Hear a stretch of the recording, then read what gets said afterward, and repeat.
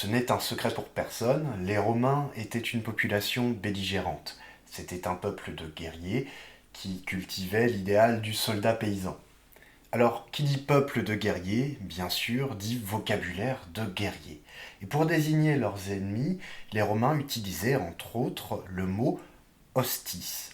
Hostis, cela doit vous dire quelque chose. Vous pensez peut-être à hostilité, hostile, bref, tout ce qui est en face de nous et qui porte des lances, des épées et des choses qui piquent et qui font très très mal, comme disaient les inconnus. Mais en même temps, si vous réfléchissez un petit peu, un autre genre de vocabulaire peut vous venir à l'esprit. Par exemple, le mot hôte. Hôte qui a un accent circonflexe. En fait, au départ, cet accent circonflexe sert uniquement à gagner du temps pour éviter de noter un S. C'était un petit truc de scribe d'autrefois. C'est pas un peu bizarre comme situation?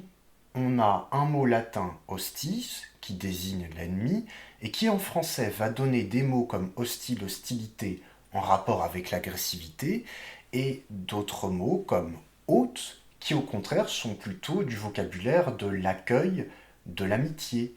Un hôte, c'est quelqu'un qui reçoit un invité.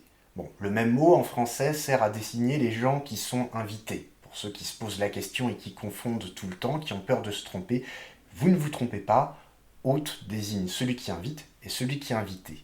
Mais peu importe, la question qu'on peut se poser, c'est pourquoi est-ce qu'un même mot ancien, hostis, va produire une telle ambivalence en français? En fait, on peut même aller un petit peu plus loin. Quand on regarde dans le vocabulaire latin, on se rend compte qu'on retrouve la même ambivalence.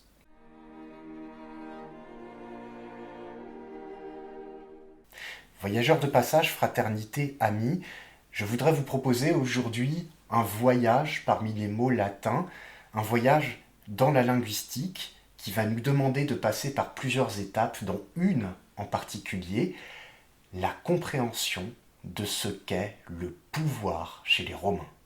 Mes chers, nous avons beaucoup de chance, parce que cette question-là, Émile Benveniste s'en est occupé à notre place. C'était un brillant auteur dont on a rassemblé les travaux dans le livre Le vocabulaire des institutions indo-européennes.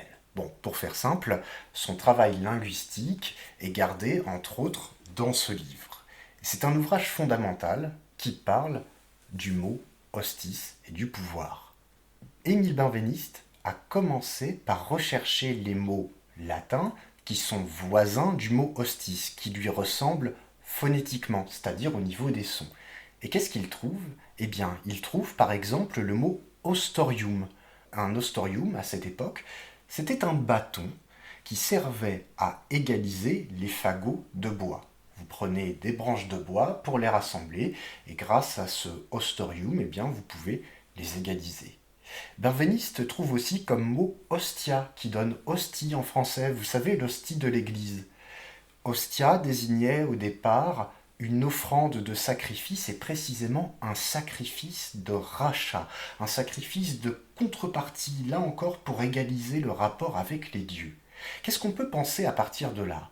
On peut penser que les mots qui sont proches du mot hostis au niveau du radical sont liés à une idée d'égalisation, à une idée d'égalité.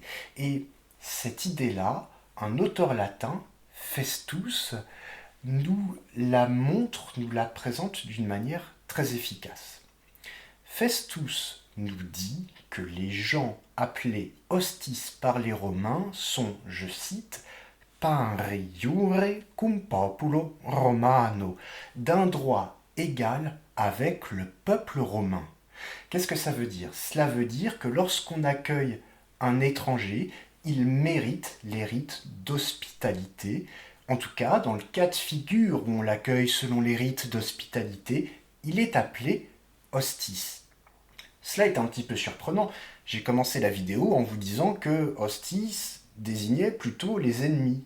Et là, on se retrouve dans une situation où l'homme qu'on appelle hostis est égal en droit et je dois l'accueillir. Alors, qu'est-ce qu'on doit en penser? Est-ce qu'on avait les deux sens en même temps? Est-ce qu'on a un sens puis l'autre?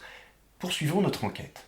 Nous avons donc éclairé la question sous l'angle de la phonétique. On a cherché les mots qui ressemblent à hostis, mais on peut aussi rechercher les mots qui ont un sens analogue.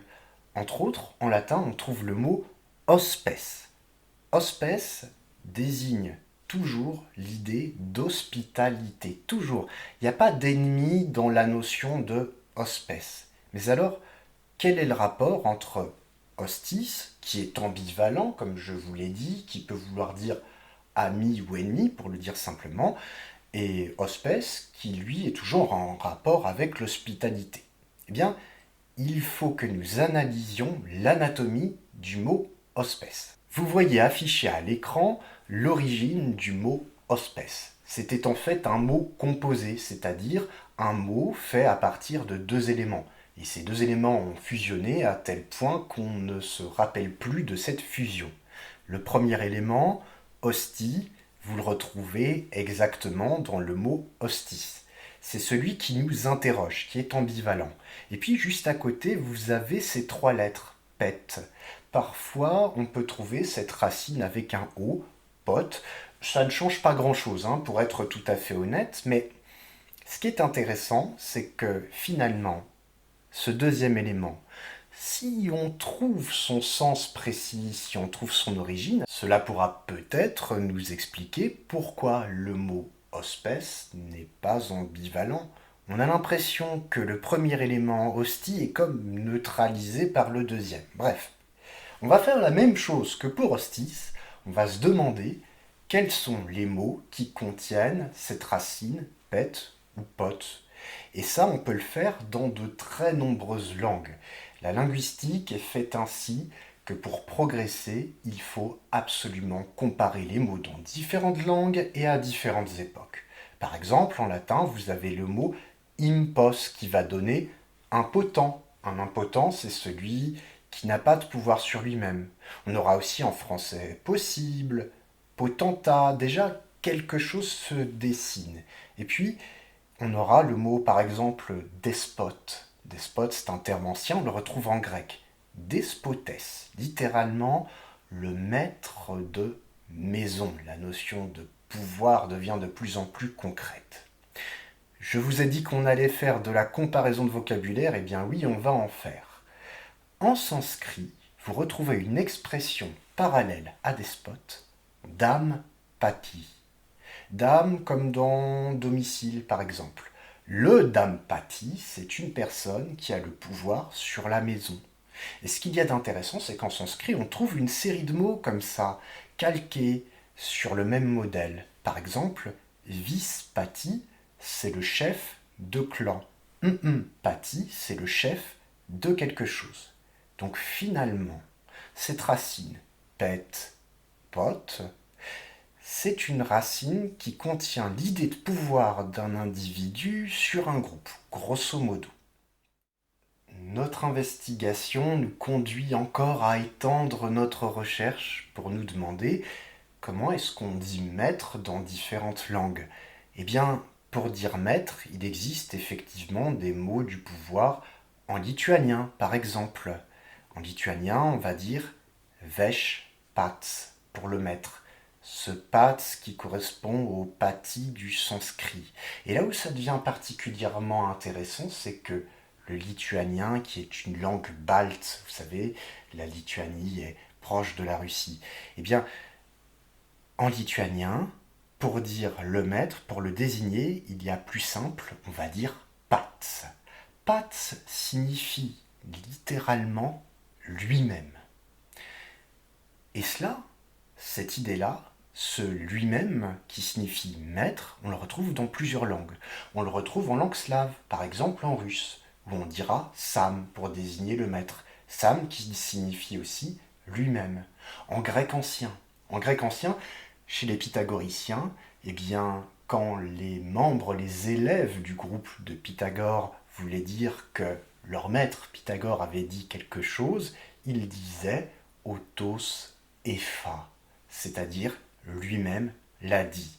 Et même chez les latins, on retrouve une boutade d'un auteur de comédie qui s'appelait Plaute et qui, pour désigner un maître, dit, écrit littéralement ipsissimus, le lui-mêmeissime en quelque sorte. Alors, où est-ce que tout ça peut bien nous mener? Reprenons le fil de notre étude, des questions que nous nous sommes posées une à une. En premier lieu, on s'est demandé ce que signifiait hostis. Il y avait cette ambivalence entre hostis en rapport à l'ennemi et hostis en rapport avec celui qui est égal en droit et que moi, citoyen romain, je dois accueillir. Et puis ensuite, on est allé sur le mot hospes. Et on a vu que ce mot hospes qui n'a pas cette ambiguïté-là et signifie toujours hospitalité peut être décomposé en deux éléments, hostie et pet.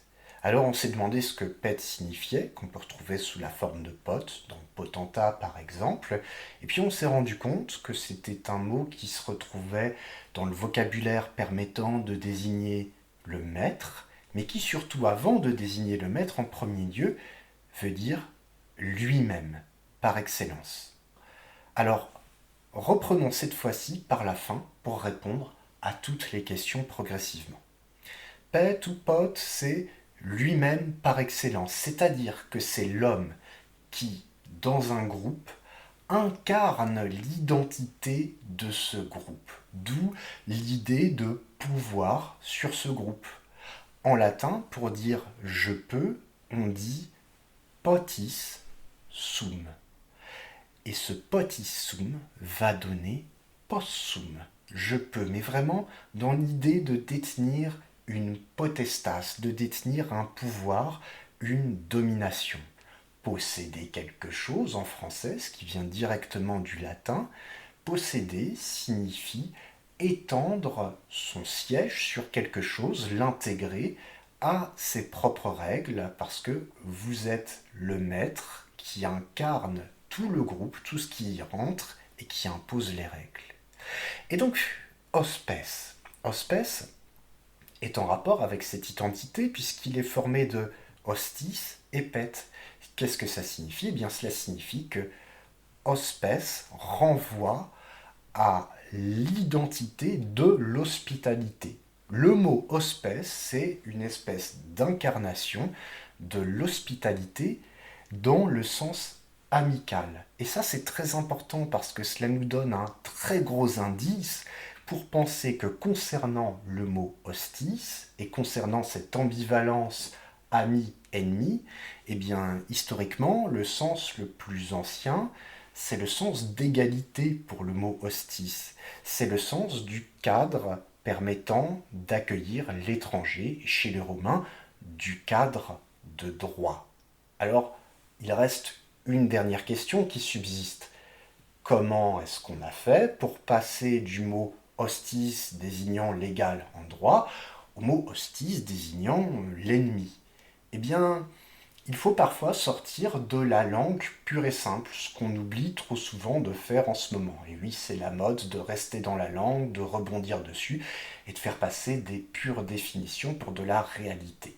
En fait, il faut toujours la remettre en contexte notamment extra-linguistique. Eh bien, ce qu'il faut retenir, c'est que les Romains, comme je vous l'ai dit au début, sont une population belligérante. Au départ, c'était un petit village qui a connu des expansions violentes, des expansions guerrières, et que, en fin de compte, l'étranger, qui au départ était en position d'être accueilli, eh bien, se retrouve en position d'ennemi. Et petit à petit, le mot hostis va désigner l'ennemi du guerrier romain.